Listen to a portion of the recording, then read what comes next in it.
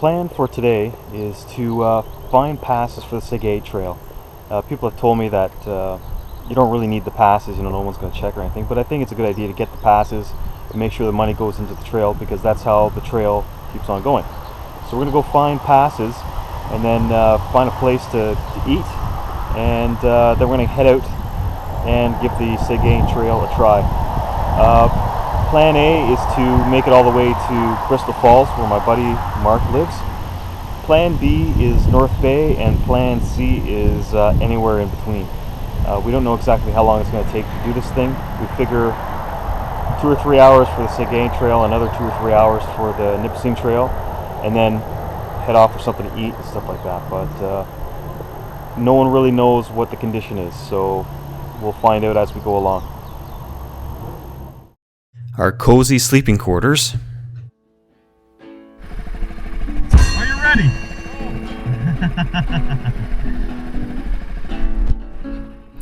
We managed to kill 2 birds with 1 stone at the Golden Griddle here. We got breakfast, and they were selling the passes for the trail. So we grabbed the passes, and the trail runs right off the Golden Griddle parking lot. So we decided to give it a try and go back to Osler Lake using the trail. But you can't switch around for your own satisfaction. Well, you burnt my house down, then got mad at my reaction. Well, in every complicated situation of a human relation, making sense of it all takes a whole lot of concentration. Yeah, this is not going to work for fully loaded bikes, but I decided to give it a try anyways.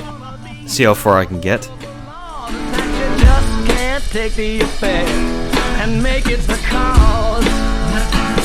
No, well, you can't take the effect and make it. It's at this point that Jeff decided to turn back and go back to camp. There was no way he was going to be able to get up here with his bike.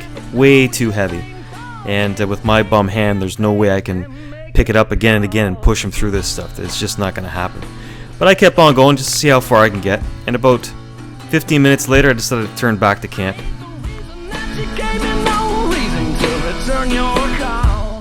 We decided to take the pavement out to Bagnetawan to meet up with Jeff's friend, rather than try the Segay Trail. We didn't want to get stuck back there, and we didn't want to break down, because getting a bike out of there would have been a total nightmare. It's just not worth it for what we're trying to do here. Nipissing Trail, we've heard, is a lot better. Yelling at her brother 'cause you lost his ball. Yeah. Well, you keep blaming me for what you did, but that ain't all. The way you clean up. Time to gas up one last time. As you'll see, most of the people on this Segay Trail are on ATVs and not on motorcycles, just like this guy right here. I'm reacting to you because you left me broken hearted. See, you just can't take the effect and make it the cause. Well, you can take the effect and make it the cause. I didn't love a thing because you made up the law. Blame me for robbing Peter, but don't. And finally, the trailhead. This is around the start of the Nipissing Trail. There might be a few kilometers behind us, but this is pretty much the start. Mark from South River met us just a few minutes later, and since he's been down this road quite a few times before, he led the way.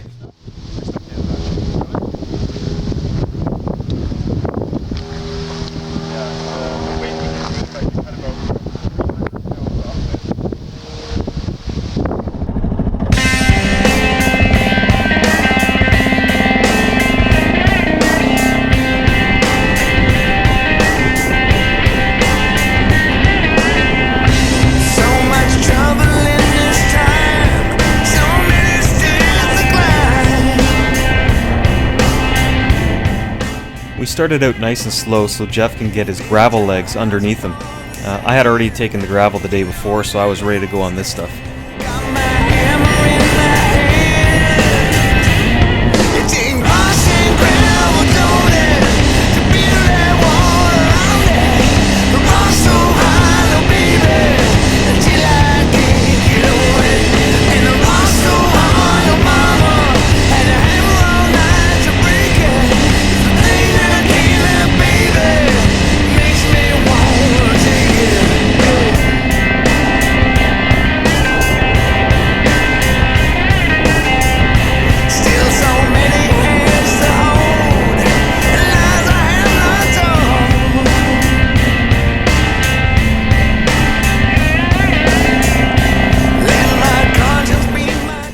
These gravel roads ended up being just as twisty as everything else we've ridden so far on this trip.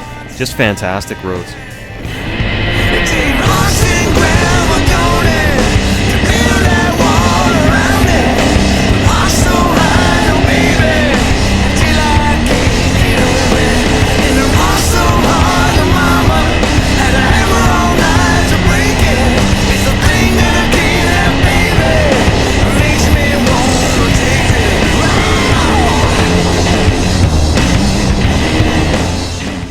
Jeff had heard something about some type of lake and a waterfall or something, and apparently it was at the end of this road somewhere. So, not knowing exactly where it was, we decided to head down that road. Ended up being a great single track, a lot of silt, a lot of gravel, a lot of fun.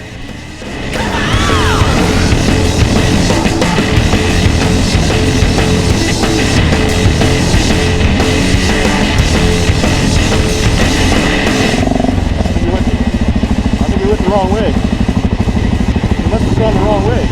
That way? I don't know. Well, of course we went the wrong way. What else is new?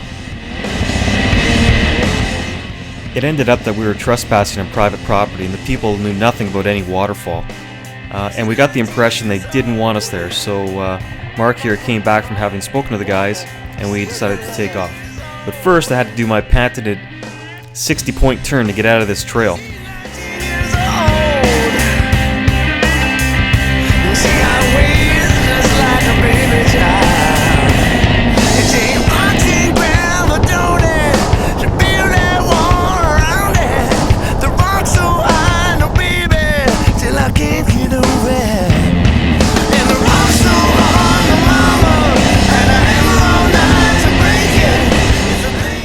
Next up was to try to find the screaming heads that were on Midlothian Road. We finally found Midlothian Road. We had no idea how far we were supposed to take this thing.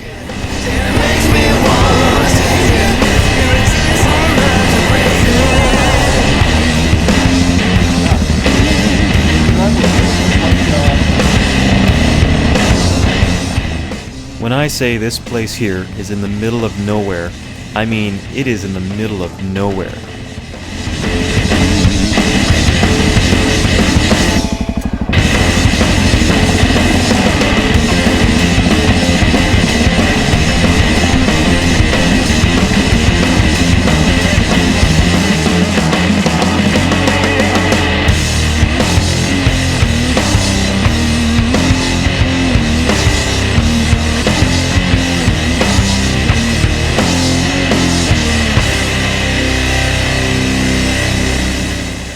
We got really lucky. The owner showed up. He'd been away for about a week and he decided to give us a little tour. So we happened to come in at the same time as the owner of the property. He said he hadn't been here in 4 or 5 days. It was good timing. He said he bought the property back in '81. He said he started fixing up the house for about the next 9 years, and then in 1990, once he had finished the living quarters, started putting up these structures, which are poured on the ground in forms, concrete and rebar, and then lifted up with a crane. And he's got a total of, what, 84 on the property now? 84 big ones and 24 small ones or something.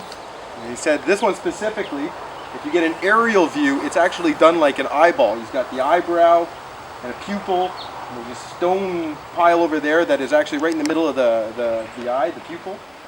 And he was saying every year he allows a harvest festival to happen, which is like a giant rave or techno music festival.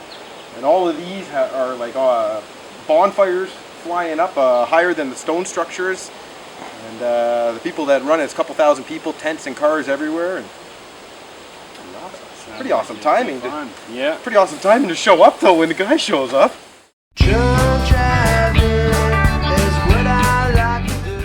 We were having a pretty easy time of this, but things were about to change.